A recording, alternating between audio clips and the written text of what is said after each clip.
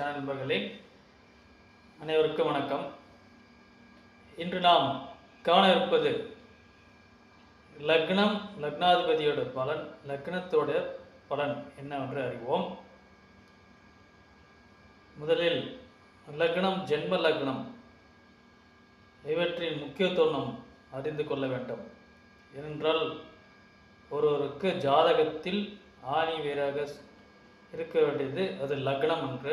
அந்த லக்னத்தோட பலன்தான் ஒருவருக்கு ஜாதகத்தில் ஆணி வேர். ஏனென்றால் அந்த ஆணி வேர் வலுவாக இருந்தால்தான் ஒரு மரமோ செடியோ வலுவாக இருக்கும், நன்றாக இருக்கும்.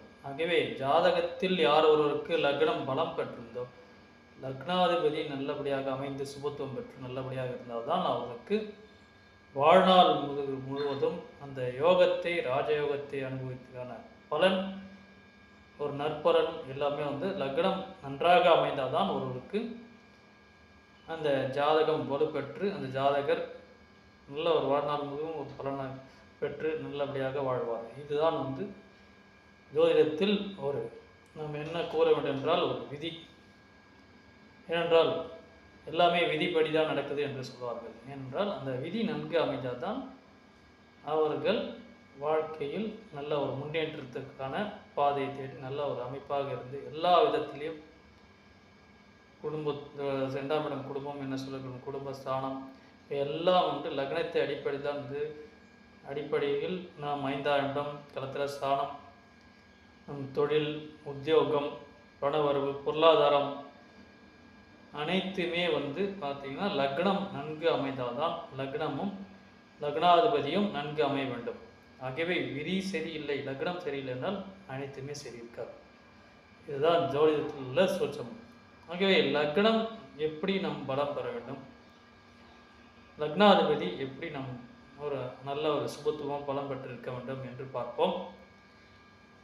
லக்னத்தோட பலன் நாம் அறிய வேண்டும் என்றால் லக்னத்தில் லக்னம் ஒரு சுப கிரகமாகி, அதாவது லக்னம் பாவம் நாம் சொல்ல வேண்டியது அந்த லக்னத்துக்கு யோகக்காரர்கள் எனக்கூடும் 5ஆம் 9ஆம் அதிபதியோட தொடர்பு அல்லது நாம் சொல்ல வேண்டிய கேந்திர திரிகோண ஸ்தானத்தினோட தொடர்பு லக்னத்தில் இருக்கணும்.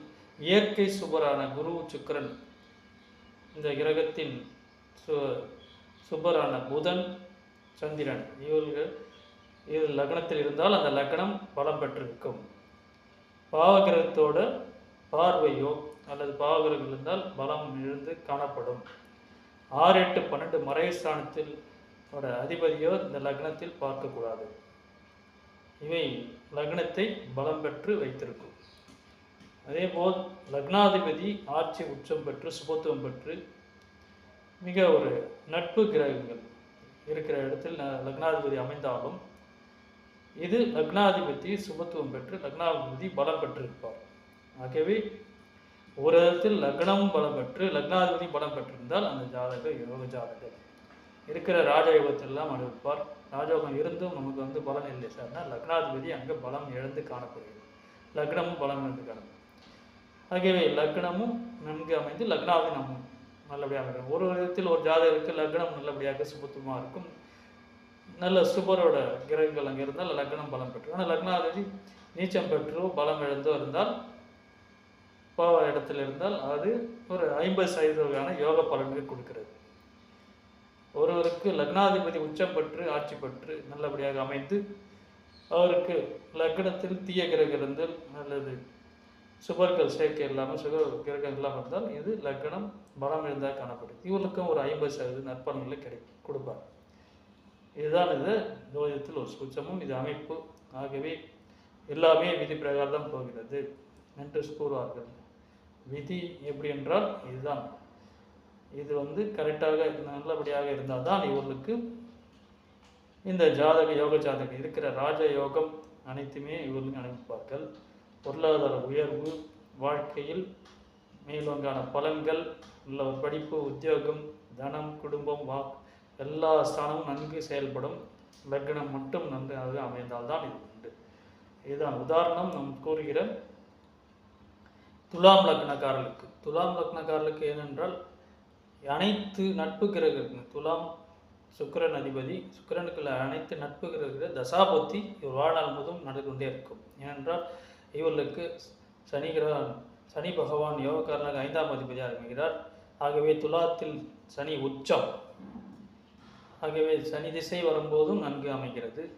அதேபோல் சுக்கிர திசை 20 வருடம், சனி திசை 19 வருடம், ராகுவோட நட்பு என்றால் ராகு 18 வருஷம். ஆகவே இவருக்கு புதன் ஆகியவை இந்த அனைத்து கிரகத்துக்கான நட்பு தசா புத்தி நடக்கும்போது சனி லக்னக்காரர்களே துலாம் லக்னம் மிக சிறந்த லக்னமாக அமைகிறது. அதேமாதிரி துலா லக்னத்தில் லக்னாதிபதியே இருந்தாலும் நல்ல ஒரு அமைப்பு, அவரோட பார்வை இருந்தாலும் நன்கு சுபத்துவமான கிரகங்கள் அங்கே இருந்து லக்னாதிபதி ஒரு நல்ல ஒரு நட்பு கிரகத்தில் அமைந்திருந்தாலும் அது உச்சம் பெற்று ஆட்சி உச்சம் பெற்றிருந்தாலும் இந்த லக்னமும் லக்னாதிபதியும் 100% இவர்களுக்கு ஒரு யோகக்காரன் சனி 5ஆம் அதிபதியும் மற்றும் 9ஆம் அதிபதியும் பார்வை அவர் திசாபுத்தி நடக்கும்போது இந்த லக்னக்காரருக்கு நல்ல ஒரு யோகமான பலன்கள், லக்னம் மிக மிக பலம் வாய்ந்ததாக இருக்கிறது. ஆகவே இது உதாரணம் நல்ல ஒரு அமைப்புள்ள ஒரு லக்னம்.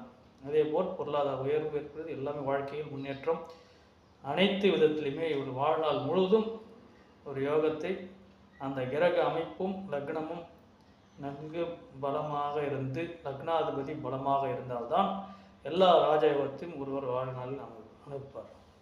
நன்றி, வணக்கம்.